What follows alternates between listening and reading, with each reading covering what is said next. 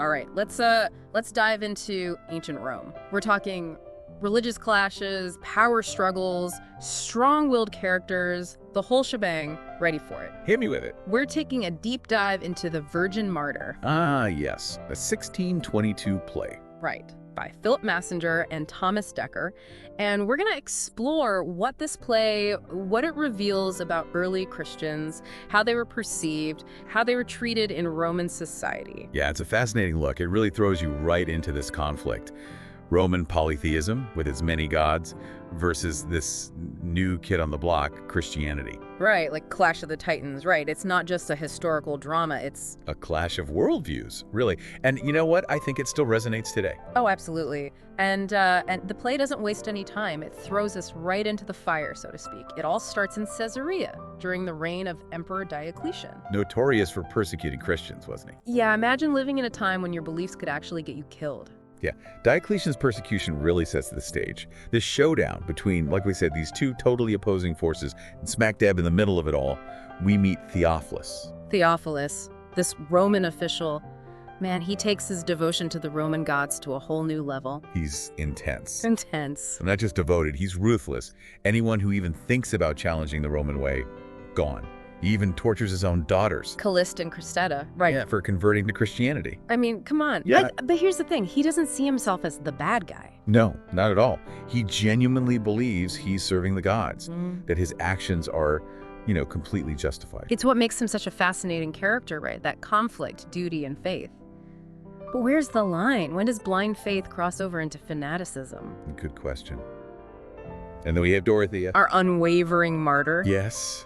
This young Christian woman refuses to back down, imprisoned, facing torture, and she doesn't budge. Incredible. While Theophilus is all about power and punishment, she finds strength in her faith, even shows compassion to those who want to harm her. Total contrast. Talk about a contrast. She sees her suffering, as a path to eternal life. That's where her courage comes from. It challenges everything Theophilus stands for. And then, just to complicate matters, you have Antoninus. Oh, of course. Gotta have the love story. Roman soldier, falls head over heels for Dorothea. Classic. Right, his love for her pulls him one way, his duty to his father, Sapratius, and the Roman gods pulls him the other. Tough spot. And the play doesn't shy away from the dark side of power. I mean, Theophilus, in his quest to stay on top, to uphold those Roman gods, he's willing to play dirty, right? Absolutely, whatever it takes. Yeah. Even bribes Dorothea's former servants, Spongius and Hirtius, to turn against her. Spongius and Hirtius, they're like, what's the word? Comic relief in this heavy drama. Right, you've got these huge themes, faith and persecution, and then you have these two guys, Spongius and Hirtius. They're just so human. They're hilarious, but they also make you think how easily people can be tempted when their morals are, well, flexible. It's like a commentary, this whole idea of loyalty. What does conviction really mean? Right.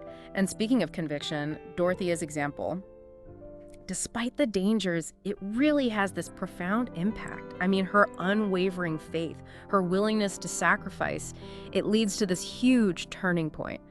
Theophilus converts. Wow, talk about a plot twist. I know, right? You have this fierce persecutor of Christians suddenly embracing the faith he tried to destroy. Makes you wonder, can someone like him who's done terrible things really be redeemed? Big questions. Forgiveness, second chances. I mean, if someone so dedicated to one way of life can change so drastically, does that mean anyone can? It makes you think.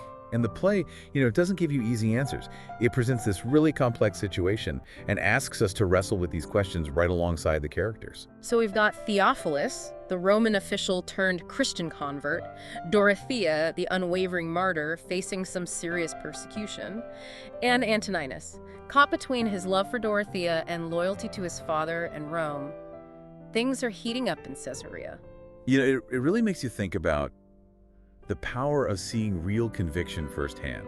I mean, Theophilus was responsible for so many deaths, so many Christians, and now what does he do? He orders the release of all the Christians imprisoned in Caesarea even before his own execution. Wow. Right. He's not just changing his mind. It's like a total 180.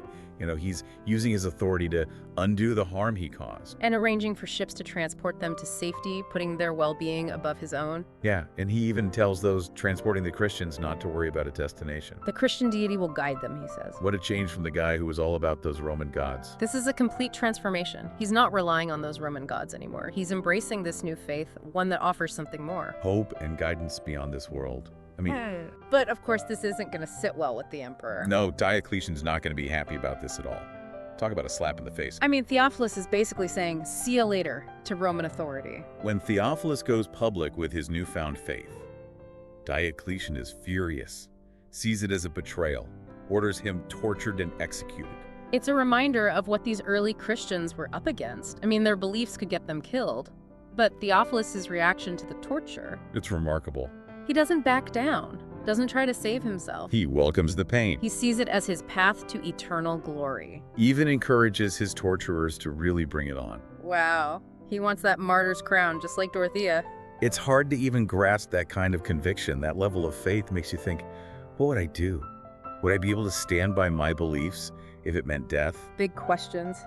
And then there's Antoninus, still in love with Dorothea. Oh yeah, Antoninus, poor guy caught in the middle. Manipulated by his father Sapricius, who's desperate to appease the princess and cure his son's infatuation with Dorothea. It gets pretty dark here. Sapricius tries to force Dorothea into this relationship with Antoninus, and he goes to extremes. Tries to force a slave to assault her. It's disturbing. This shows how far Sapricius is willing to go to control the situation. To uphold his idea of Roman order.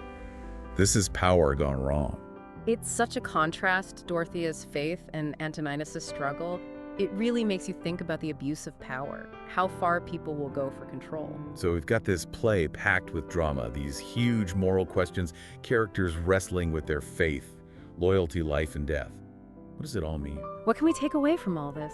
Well, it definitely gives us this window into the lives of those early Christians, those challenges they faced, stuck between their beliefs and this hostile empire. It's a story of courage, of sacrifice of faith in the face of real danger. It also makes you think about power, about corruption, about redemption. We see these characters wrestling with their beliefs, making these choices that have these enormous consequences. It makes you think about the choices we make in our own lives. What are we willing to stand up for? What do we believe in? And let's not forget those supernatural bits woven throughout the play. It's not just human drama. We've got angels and devils popping up. Right. It's like the play is saying, hey, there's stuff going on we can't even wrap our heads around. Like that scene with Angelo disguised as an angel bringing Theophilus that fruit basket from the Garden of Paradise. Yeah, it's not just a random gift. It awakens his conscience. Starts him on the path to converting. Powerful imagery. This little taste of paradise leading to such a huge change. It makes you think about those moments in our lives, where something unexpected happens, and it makes us really think about what we believe. Then there's Harpax. Yeah. He's been this dark figure this whole time, and suddenly he's terrified of the angel. It's like we're seeing good and evil duke it out, not just in the world, but inside each person. Exactly. Even with all this religious and political chaos, the play is also about these personal, internal battles. The choices we make when we're afraid, when we doubt, when we're tempted. Right. And you know what? Even though it's a tragic ending, the play leaves you with this feeling of hope. How so? Well, Dorothea's death, it seems like a defeat, right? But for her faith, it's a victory. She becomes a martyr. And her example inspires those around her, even those who wanted to punish her. Like her faith just ripples outward, touching everyone. One person can have such a huge impact, even when everyone's against them. And that final scene with Diocletian, he's still determined to persecute Christians. It doesn't wrap everything up in a neat bow. It's like this conflict between these two worldviews. It's not over. A reminder that religious freedom that clash between those in power and those who challenge them, it's still going on today. So a play like this, written over 400 years ago with these strong religious themes, could it still speak to us today? I think so. The ideas of faith, love, temptation, redemption, they're timeless. Even if the historical context is different, the human struggles, they're still relevant. We still ask ourselves those questions about belief, about right and wrong, about the consequences of our actions. It's like the play's holding up a mirror. What would you do? Would you stand up for what you believe in, even if it meant risking everything? A modern Virgin Martyr. It might look different, but that core message, courage in the face of opposition, that's universal. Wow, what a journey. From ancient Rome and religious persecution to faith and that human search for meaning and purpose, the Virgin Martyr throws it all at you, leaves you with a lot to think about. It really does. It makes you examine your own values, the things you care about. Thanks for joining us on this deep dive into the Virgin Martyr. It's a play that sticks with you long after it's over.